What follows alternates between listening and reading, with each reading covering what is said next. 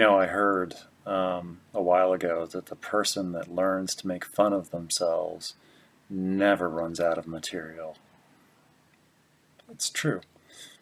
Um, but anyway, start off with a joke, you know, capture the attention. I don't know. But anyway, I was going to run today, but it looks like rain, so I've decided to stay in. Catch up on some sleep, maybe, since I didn't rest so well yesterday. But I did take care of some chores, tasks, uh, things that are on my to-do list that I hadn't gotten around to. And I knew they wouldn't take long, but I've been putting them off because it required talking and even interfacing with an automated system. Um, I will procrastinate and avoid. Um, I don't know why. Because I knew it wouldn't take very long. And I'm fairly certain I knew what to expect, and I had all the proper documentation and, you know, account information, but still I put it off and still got it done in plenty of time. Just renewing my registration on my vehicle, and yeah, and it does save me a trip to the actual branch of motor vehicles. I can just do it over the phone, but I do have to interact with an automated system and get things right and put them in, punch them in with the keypad and make sure I don't. And I guess I'm worried about making a mistake, and then, which I did, of course, and it disconnected me, because I didn't respond fast enough. So I just dropped the call, I guess. It didn't repeat the options because I missed them. And I was like waiting for it to repeat the options, and it just hung up instead. And I was like, okay. So anyway, I got it done. And so I'm happy about that. And then I also, on top of that, because I was feeling extra courageous, uh,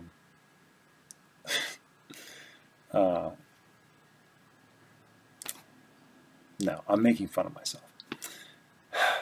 And then it didn't come out right, and then I paused, and it was awkward. And anyway, moving on. I called the dealership because I had gotten an email about my car being overdue for a tire rotation. So I was like, well, I was just there a couple months ago. Why didn't they do it then?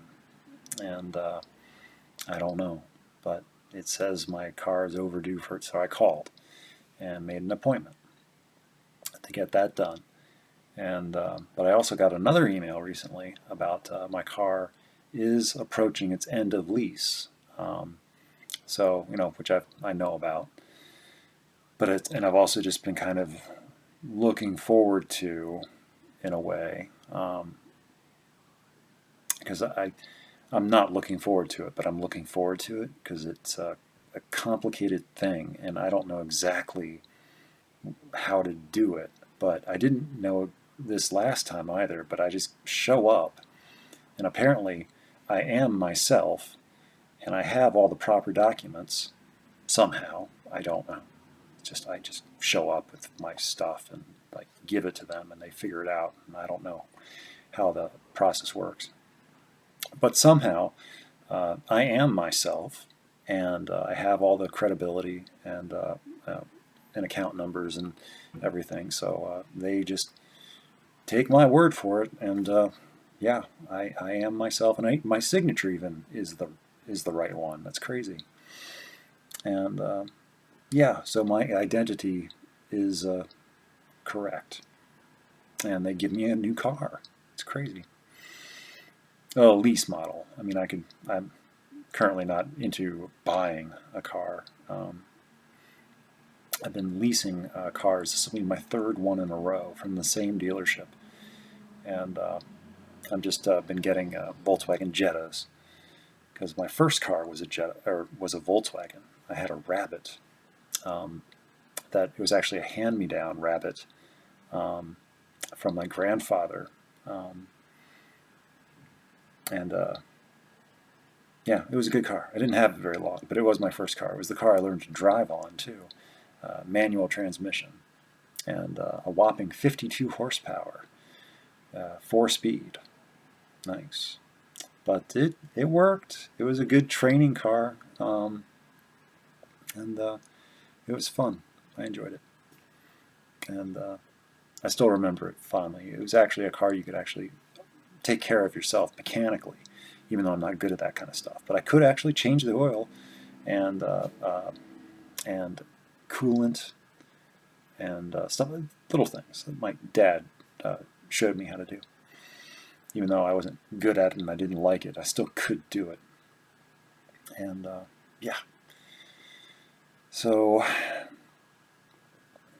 anyway, so I scheduled that to be done at the same time as the tire rotation, because they have to do an inspection of the lease vehicle, to see if there's any excess damage or wear and tear, beyond whatever they think is normal for a 3-year lease vehicle. And I'm sure there's some little scratches and things like that, but I think it's well within tolerance. We'll see what they say. But and then also at the same time, I'll take a look around and see what they have available on the lot as far as picking out my new lease vehicle.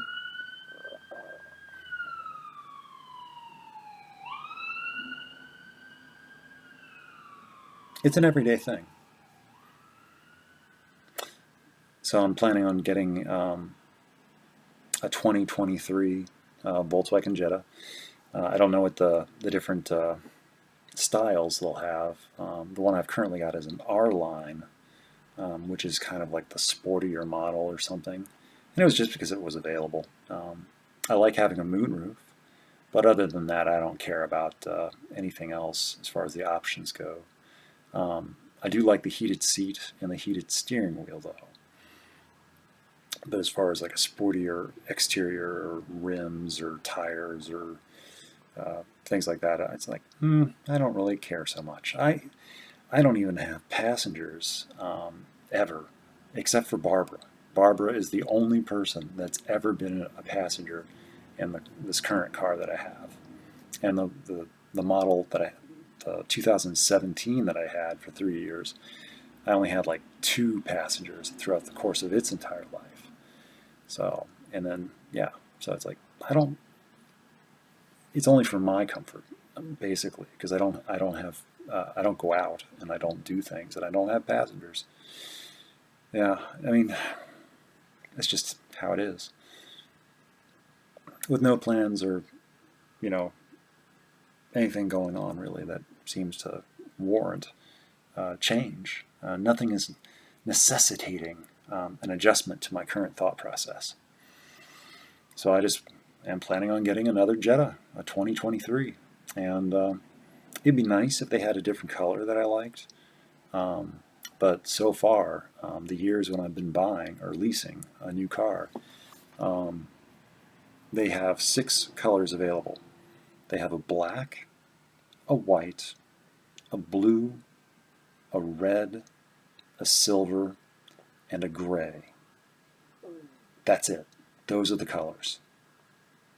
And I've gotten the gray so far. Of course, back in 2009, I also had a Jetta, a diesel. And it was gray too. And my Rabbit that I inherited was also gray.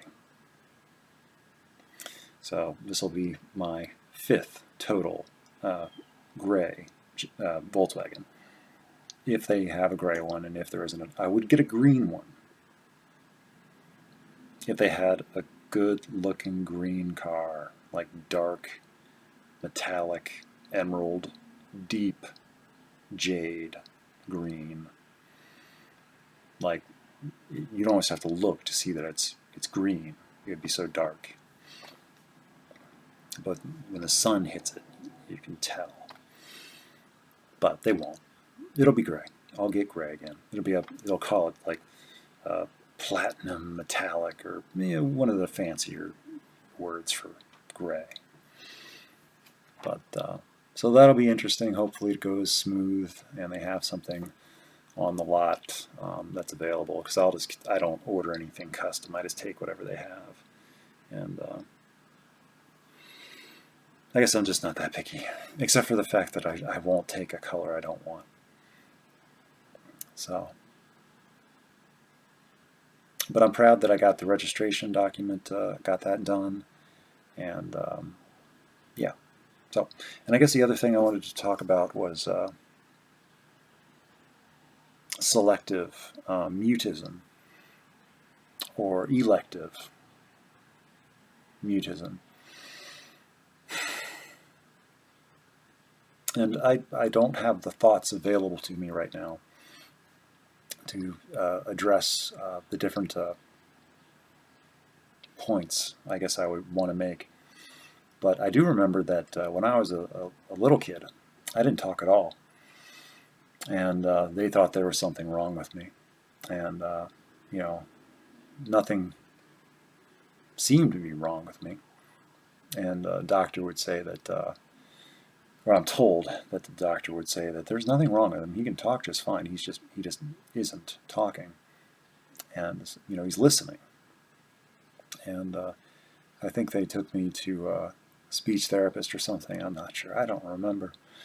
But I do remember they took me to sign language classes, because apparently I probably gestured a lot. And they thought they could kind of you know, focus that, get me interested in a different way to communicate, and maybe I would be interested or have fun with that. And I only remember going to a couple before I guess something changed, and they stopped taking me to them. But they were interesting. I was probably like 4 or 5 years old. I don't remember. But I could talk, and I was just mostly listening. I just didn't have anything to say. And I've always been you know, just kind of quiet. I don't see, and people tell me that too, you know, that you're quiet. And it's like, well, I personally don't see what redeeming quality and virtue there is in being loud. It's like, you know, I don't understand why that is the sought after condition. It's like, no, there's a balance. Well, I don't know what the balance is, and I don't really care.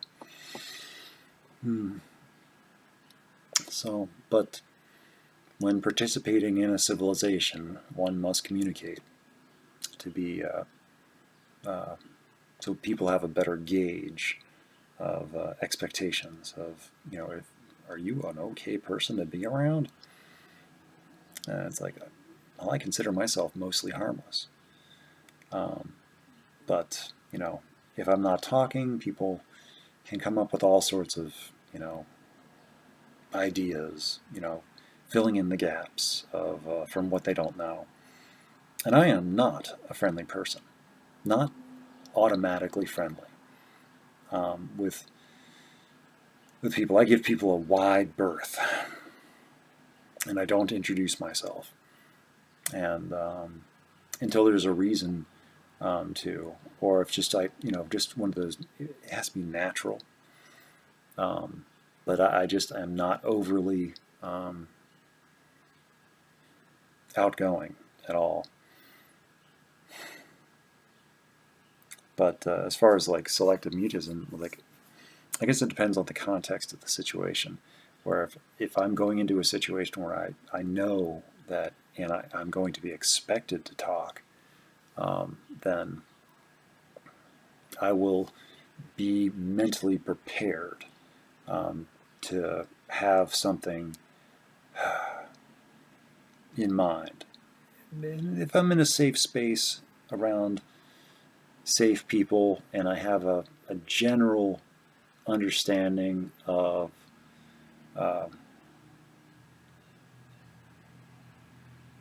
what is going to be an acceptable way to talk, like a certain range of topics or a certain range of expectations, I guess. Whereas, like, I don't know. Like at work, I mostly just keep quiet because I'm there to work, and that's what nothing about my job that I do requires um, much communication.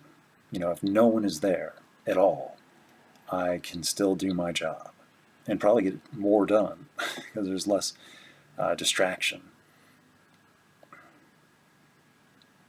Because people like to talk, and that's great. But just not me. It's like I will communicate when as needed, I guess. Yeah, I have more to say about this. I was thinking about the rules of silence, where it's like when people figure out that I don't really like to talk, I sometimes it hurts their feelings because they think it's something wrong with them. They think they've done something wrong, or I'm mad at them, or I don't like them, and they hurts their feelings. And I can it's more about that I just don't want to talk, and it's not them, it's everybody. I don't, and so it's like I try to maintain that. It's like even like not some people actually I don't like more than some others. But there's a few that I do like, who I will actually voluntarily, you know, you know, talk a little bit to. But so I don't hurt people's feelings. I try to just be silent around everyone. So it's like that no one can see me. Well, he's friendly with them and he's not friendly with me. Why doesn't he talk to me? He's talking to them. And then they have some sort of justification for hurt feelings or something. I don't know. So mostly I'll just stay quiet and just do my work. And but I really prefer unspoken um, interchanges, uh, exchanges, where it's just like little nods or just acknowledgments of existence, just that sort of validation that, yes, I see you, you're a person. And you don't have to say anything. You don't have to, good morning, how are you? And, it's like, I, I don't like that question because I don't know the answer to it. And it requires a lot of thought and to give an actual answer. Or, so what is the motivation of asking the question? Because there's scripted responses. Fine, I'm doing great. Or you have like a list of like small little things you can say in response, and it's like prompting for conversation. And it's like I'm just trying to go, to my next place where I feel like I need to be. So it's like I'm not currently available to stop and talk. So I don't know. People think that's rude or selfish or mean, and I don't know. But I prefer it when people just kind of already kind of learn it or get it, that if they approach me with that in mind and just give me nonverbal greetings, I am much more receptive and much more able to react positively. Because when people, keep trying to approach me and with verbal greetings, they don't get a response that they like, or I don't react the way they want, then they think something's wrong with me, or they don't, they think I'm mad at them because I'm silent, or I didn't respond or give them attention,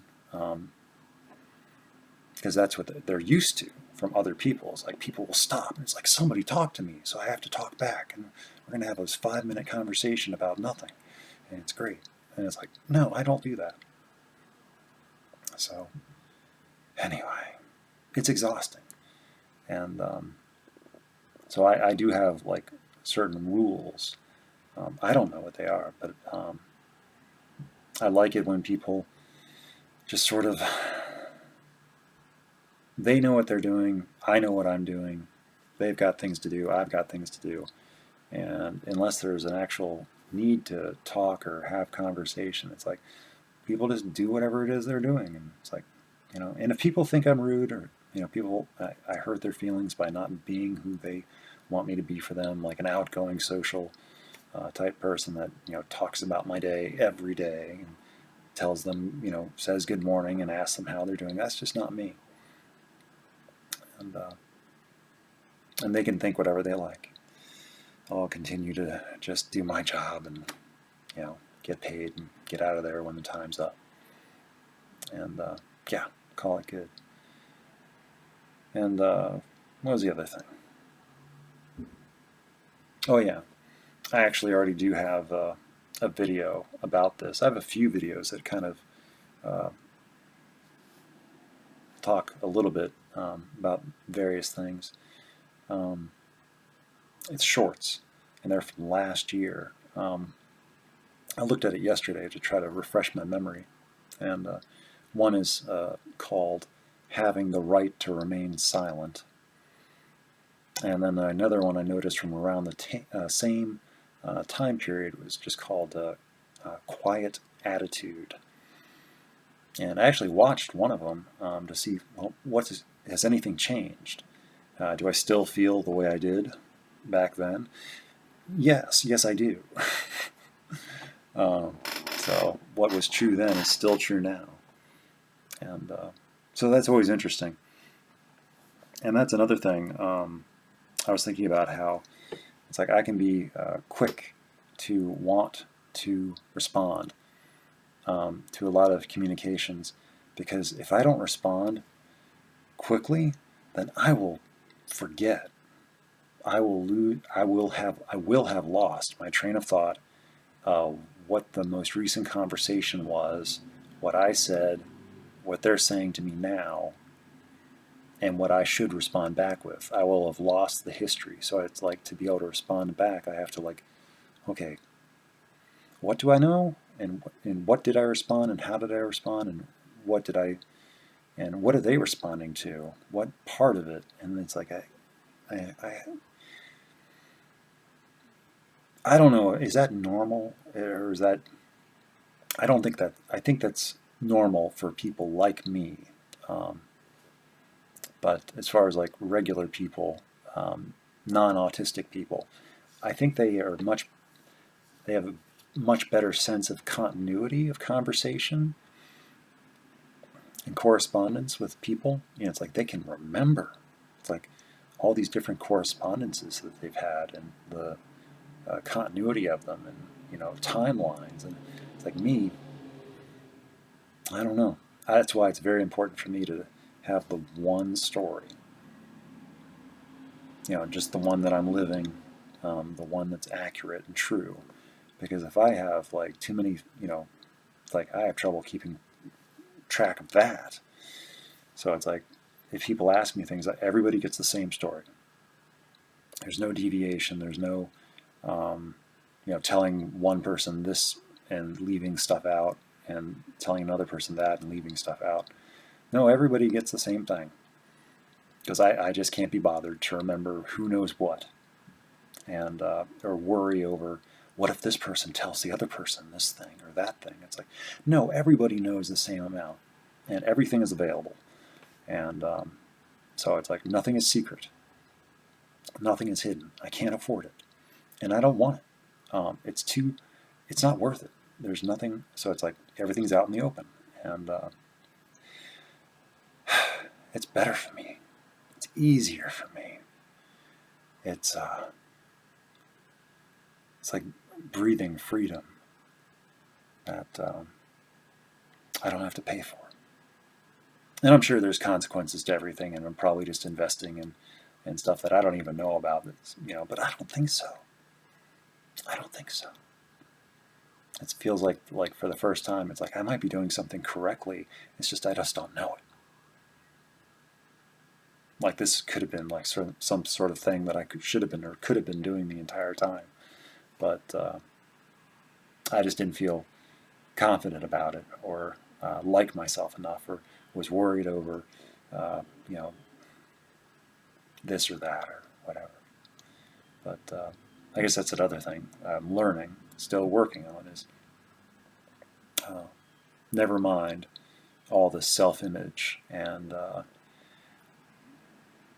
illusions of reputation and what other people think. Because it's like ego, really. Worrying over ego matters. That I'll embarrass myself, or I should be ashamed to be the way that I am, or talk the way that I do, or have lived the way that I lived, or that something about the way I live now. That I should be concerned over what other people think. And maybe at one time I was, and maybe I still am to some degree. But, I'm working on it. And that's all I can say. The work will never end. But I can just spend less time and energy over worrying over those sorts of things. So I'm not worry less, I just have less worry. Same thing with, I am not fearless, I just have less fear. Sort of thing. So, anyway. So, yeah, self-image, I don't have to worry over. Reputation, social status,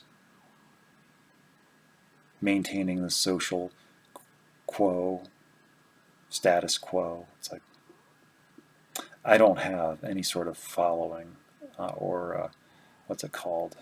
Coterie or enclave of, a lot of people that I am, have to be mindful of. It's like, I'm not really trying to appeal to a mass audience. I'm just recording my thoughts, and people can watch if they want to, and mostly people don't want to, which is fine with me. But it's good for me to hear myself and record it, just to see where I'm at right now, because now is the only time I'm going to be here at this point in time. And so it's kind of cool to have that option, like at whatever point in time future that I have it now, I can look at it if I want to. Be like, not that I will, but it's possible. I can look at it. And so it was important to me to go back to my old home, now that it's sold, to collect what I did. Not that I actually will look at it, though I have looked at some, but I want the option. And when I went back a couple months ago to go visit and collect what I wanted, I knew it's like, it's now or never. And then was the time. And I took advantage of that. I made it happen, and I collected what I did, so I have it forever, as long as I keep track of it. So, and I'm glad. It was a trip well worth. It's like, it was only 10 hours each way, but still, it was worth it to me. Might not have been worth it to anybody else, but it was worth it to me, and I'm the only one that had to go do it, or got to go do it. So, it's cool. But anyway, I didn't expect to be, talking for this long about selective mutism. Funny, huh? But there you go. I can talk at length, ad nauseum, when I feel like I'm not being listened to. I don't know. A lot of times things don't make sense, but they don't have to make sense for them to be okay. So, anyway, I guess I should go.